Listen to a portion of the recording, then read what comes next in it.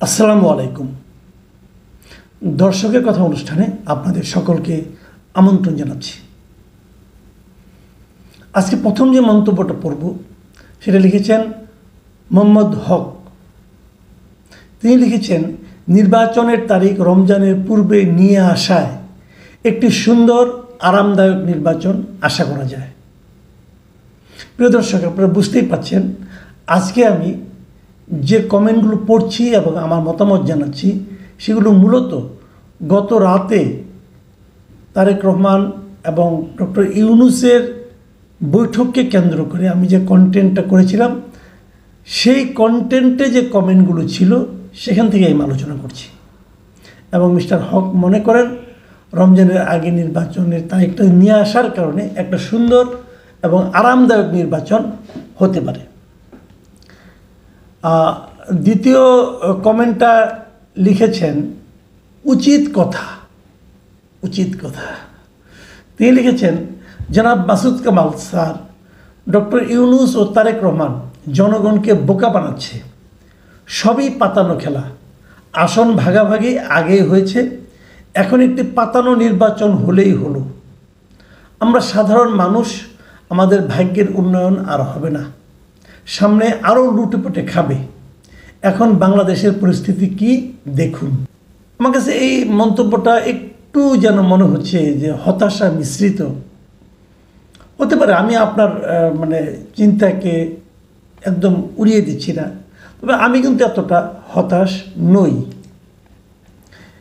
এটা লিখেছেন আবদুল্লাহ ইমরান। তিনি লিখেছেন, আজকে বিএনপি ছিল ঈদের চাইতেও বেশি খুশি।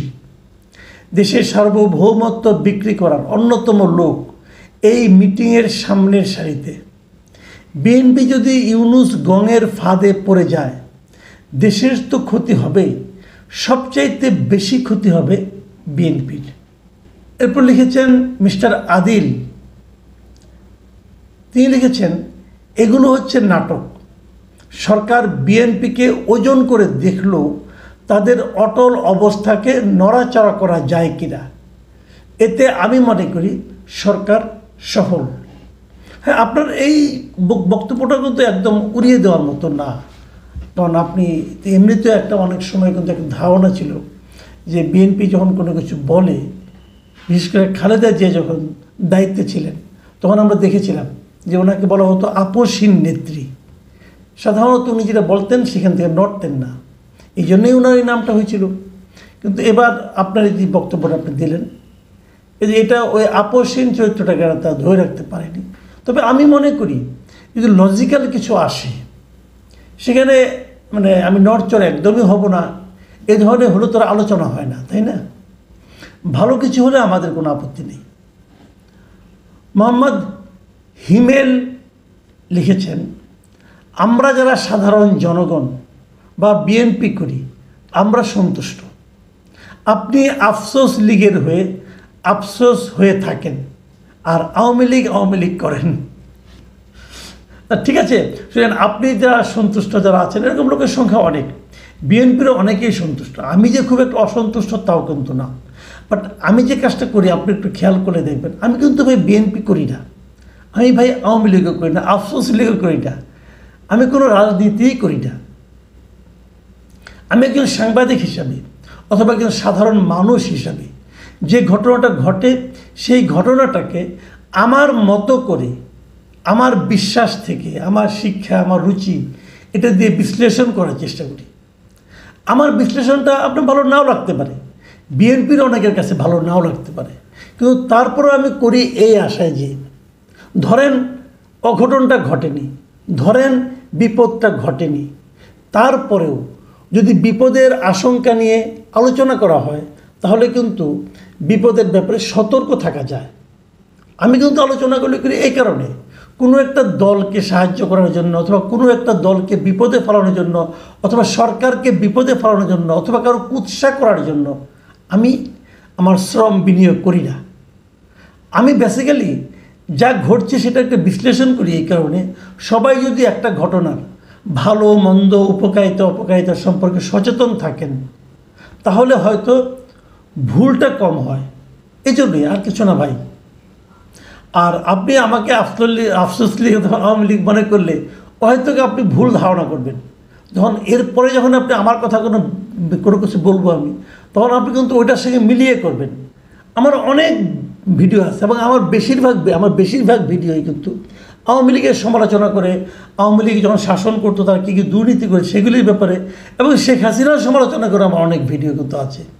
কাজেই এত সরলীকৃত সিদ্ধান্ত আমার সম্পর্কে না নিলে আমার প্রতি মনে হয় সুবিচার করা হবে। যাও, শাহেদ মিডিয়া লিখেছেন, কামাল ভাই আপনার কথায় বোঝা যাচ্ছে যে খুব শীঘ্রই আওয়ামী লীগ ফিরবে এবং ইউনূস বিএনপি দুজনেই বিপদে পড়বে।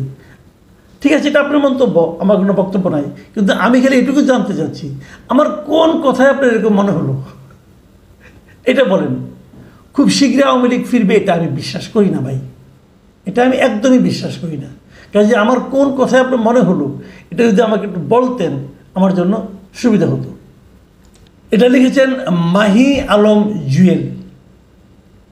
তিনি লিখেছেন, আপনাকে রেসপেক্ট করেই বলছি, এত নেগেটিভিটি আপনার আলোচনায়, আমরা পরিবর্তন হইতে পারবো না।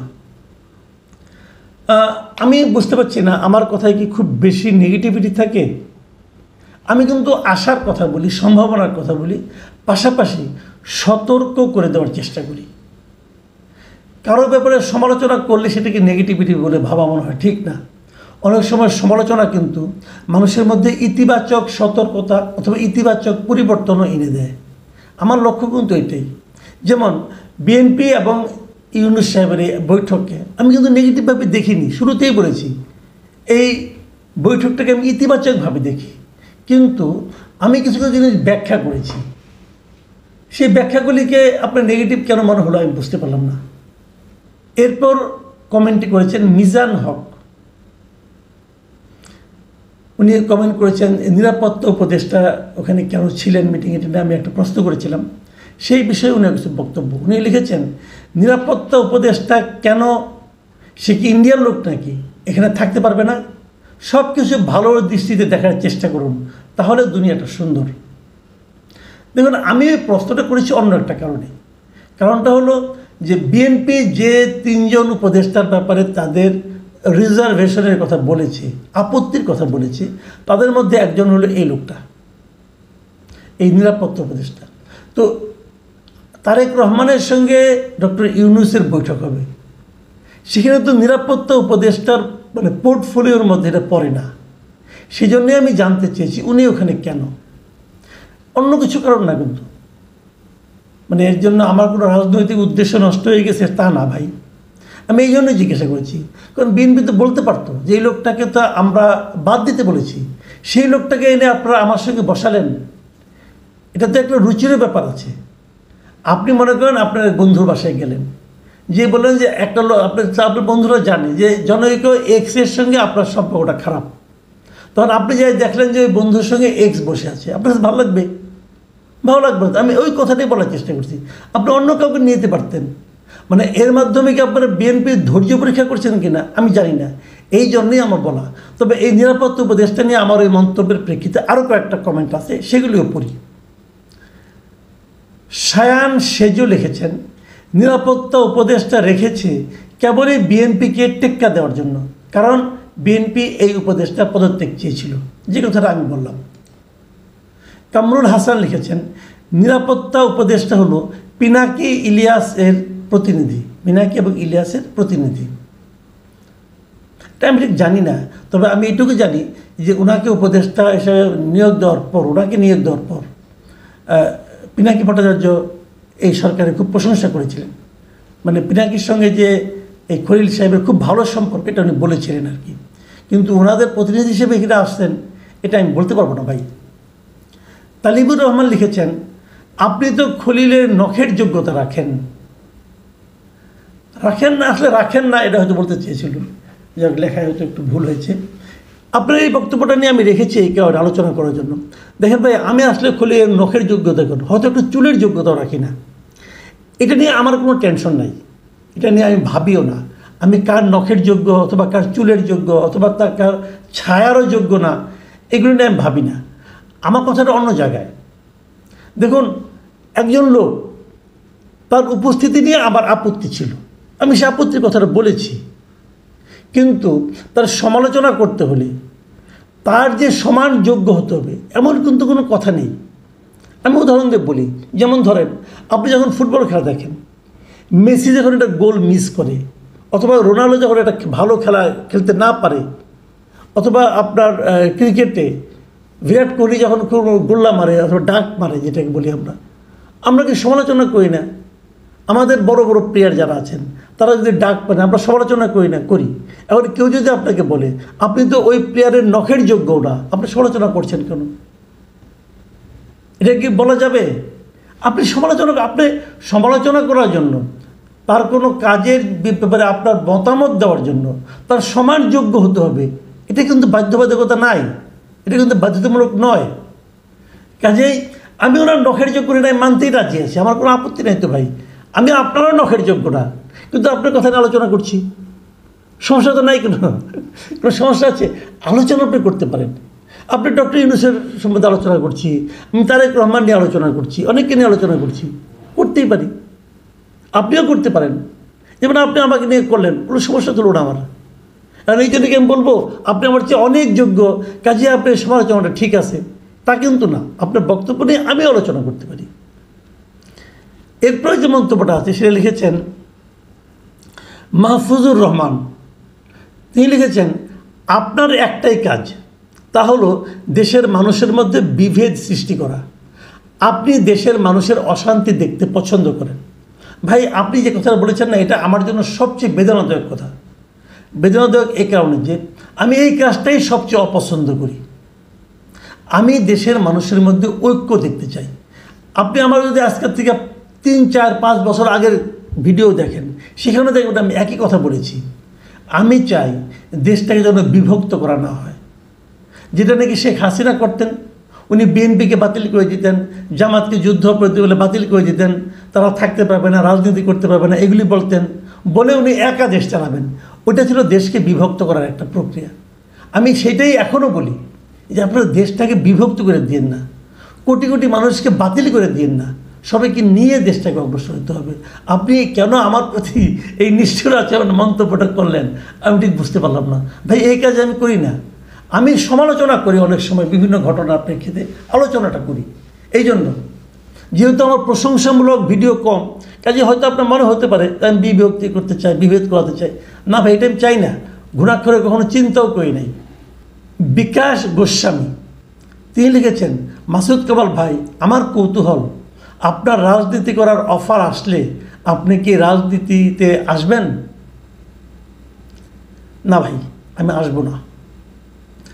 আমি কোনো রাজনৈতিক দলেই এখনও নাই, আগামীতেও থাকবো না। এটা হলো একদম নিরেট সত্য কথা। কেবল রাজনৈতিক দল না, আমি কোনো সরকারের বর্তমান কিংবা আগামীর কোনো সরকারি দায়িত্ব পালন করতে চাই না। ওটা আমার কাজ না, ওগুলো আমি বুঝি না। রাজনীতিও আমার জগৎ নয়। আমি সাংবাদিকতা করি, বিভিন্ন ঘটনার বিশ্লেষণ করি এখন, এবং আমি এটাই করব যতদিন বেঁচে থাকব। আমি আমার কথাটা বলতে চাই, আমি আমার অপিনিয়নটা আপনাদের সঙ্গে শেয়ার করতে চাই।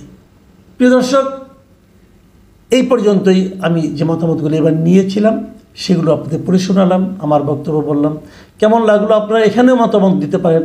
আমরা চেষ্টা করব। আমাকে অনেকেই বলেছেন যে আমরা যারা মতামত লিখি, কমেন্ট লিখি, এগুলো কেউ পড়ে না, এগুলো অবহেলিত থাকে। ঘটনা তা নয়। আমি কিন্তু ভাই পড়ি, অনেক মতামতের আমি নিজে ওখানেই জবাব দিই।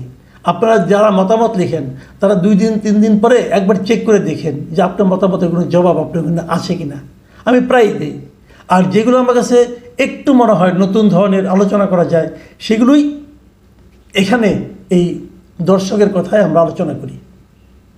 ভালো থাকবেন আপনারা নিয়মিত কমেন্ট লিখুন, আমার সমালোচনা করুন, কোনো সমস্যা নাই। আমরা সেগুলো আলোচনা করার চেষ্টা করব। ভালো থাকবেন আপনারা। এখন এ পর্যন্তই। আল্লাহ হাফিজ।